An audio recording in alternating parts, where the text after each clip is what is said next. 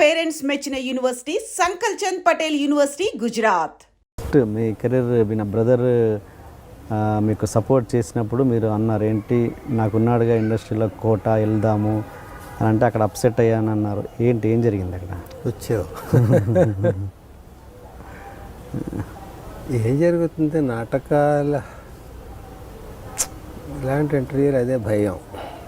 ఏదో మరి కొన్ని అన్ఫోల్డ్ స్టోరీస్ కంటే ఫోల్డ్వే బాగుంటాయి. ఆయన ఏదైనా ఓపెన్గా చెప్పే మనిషిగా కోట గారు, కానీ కమ్యూనికేషన్ గ్యాప్. ఇప్పుడు నేను ఏ పని మీద వచ్చానో అతనికి తెలియదు, అతను ఎందుకు చేయలేదు నాకు తెలియదు. మేము నాటకాల నుంచి ఇద్దరం వెళ్ళాం. నేను నాటక రచయితని, నా నాటకాలు బయట వాళ్ళు కూడా వేస్తారు, మా అసోసియేషనే కాకుండా. అలాగే కోట బ్యాంకు పోటీల్లో నా నాటకాలు వేసేవాడు. ఓకే, నా నాటకాలు వేసినప్పుడు అప్పుడప్పుడు మేము ఆల్రెడీ ఆడేసి ఉంటాం కాబట్టి సేమ్ అదే సెట్ చేసి రావడం వాళ్ళకి. అట్లా ఒక డిజైన్ ఉంటుంది కదా ఒక నాటకానికి, దాన్ని మేము ఆల్రెడీ కొన్ని అనేక ప్రదర్శనలు ఇచ్చి ఉంటాం. అది వాళ్ళ బ్యాంక్ కాంపిటీషన్లో అతను తీసుకుని ఆడినప్పుడు ఇదే డిజైన్ అక్కడ సెట్ చేయడం, అట్లా అట్లా బాగా పరిచయం, కలిసి నాటకాలు ఆడడం.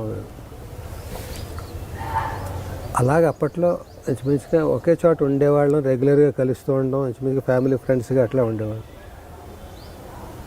అట్లా అతను ఉన్న ఇండస్ట్రీకి ఎలా వెళ్ళాలరా సినిమా ఫీల్డ్కి నాకు ఎవరు తెలుసని మా బ్రదర్తో అన్నప్పుడు, మనకి ఎవరో ఉండడం ఎందుకు, మన కోట మనవాడు అన్నాడు.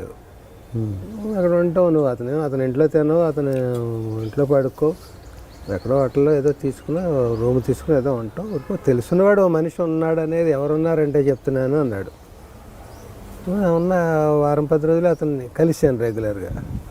అతనైతే అతని లోకల్లో అతను ఉన్నాడు, మన లోకల్లో మనం ఉన్నాం. మనం ఏ పని మీద వచ్చామో చెప్పడానికి మనకి సిగ్గు, వినడానికి అతనికి బిజీ. ఇది అయ్యేది కాదులే అనుకుని చెప్పలేదు. చెప్పాను కానీ అప్పట్లో ఇలా ఉండేది కాదు. ఇంత ఓపెన్గా ఎవరు పడితే వాళ్ళ రైటర్లు, ఎవరు పడితే వాళ్ళ డైరెక్టర్లు అలా ఉండేది కాదు. ఆల్రెడీ ఒక 5-6 రైటర్లు ఉంటే 7వ వాడు రావడం చాలా కష్టం. అలాంటి పరిస్థితుల్లో మనం వెళ్ళి రచన ఇదే అవకాశం అంటే చాలా కష్టం. అప్పుడు అతను చేద్దాం అనుకున్నా చేయలేని పరిస్థితి కూడా కావచ్చు, చేద్దామని అనుకుని ఉండకపోవచ్చు, మనకు తెలియదు. అనుకుని ఉండకపోవడానికి అవకాశం లేదు. అతను రైటర్ కాదు కదా, పోనీ మా ఇద్దరికి పోటీ అనుకుంటే. ఏదో అట్లాగా అనుకున్నది జరగలేదు నా వరకు. అతని వరకు అతను ఏం తెలియని మనిషి కావచ్చు. నా గురించి నేను ఎందుకు వచ్చాను, ఏ ప్రయత్నాల్లో వచ్చాను, ఎవరైనా నమ్ముకుని వచ్చాను అతనికి ఏం తెలియకపోవచ్చు. నిన్నే నమ్ముకుని వచ్చానయ్యా అని నేను చెప్పలేదు. నువ్వు ఎలాగైనా నాకు సాయం చేయాలని నేనేం అతన్ని ప్రాధేయపడలేదు. ఏదో మాట వరుసకు రోజు అతను కలిసి ఈ పని మీద వచ్చానని నేను చెప్తూ ఉండేవాడిని. అతను విన్నట్టు ఉండి అది చాలా కష్టం అన్నట్టుగా మనసులో ఏదో ఉండేదేమో. మరి అతను చేయలేని పరిస్థితి. ఎవరికి నన్ను ఇంట్రడ్యూస్ చేసి రైటర్ అని అంటాడు.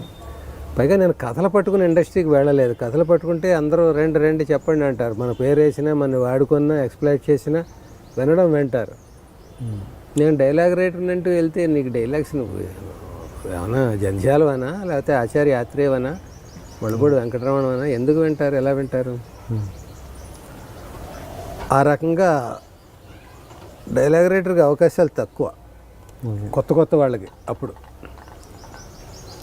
డైరెక్టర్లకు కూడా రామగోపాల్ వర్మ గారి పుణ్యం అని పట్ట తర్వాత వచ్చారు. కానీ ఒక అసోసియేట్, ఒక కో డైరెక్టర్ ఏళ్ల తరబడి చేస్తున్నవాడు డైరెక్టర్ అవ్వాలంటే చాలా కష్టం ఆ పీరియడ్లో. అవును, మా ఈవి గారు, కృష్ణారెడ్డి గారు, వీళ్ళ చాలామంది, ఒక 25 మంది కొత్త డైరెక్టర్లు వచ్చారు శివ తర్వాత. ఒక రకంగా అది మంచి పరిణామం కదా. ఆ ఫ్లోలో తర్వాత రైటర్స్, కొత్త డైరెక్టర్లు వచ్చినప్పుడు కొత్త రైటర్లు, అలా గేట్లు ఓపెన్ అయ్యాయి అందరికీ. అంతకుముందు చాలా ఇబ్బంది. అక్కడికి వెళ్తే మనం, నన్ను గోస్ట్ వర్క్ చేయమని చాలా మంది సజెస్ట్ చేశారు. నేను ఒక నాటక రచయితను అయ్యి ఉండి, నాకు ఒక ఇమేజ్ ఉండి, ఒక ఫ్యామిలీ ఉండి, ఒక ఏదో చెయ్యాలని ఒక ధ్యేయంతో వచ్చి నేను అలాగా చేయడం నాకు ఇష్టం ఉండేది కాదు. కానీ మరి నాకంటే పెద్ద వాళ్ళందరూ గోస్ట్ వర్కులు చేశారు. అవును.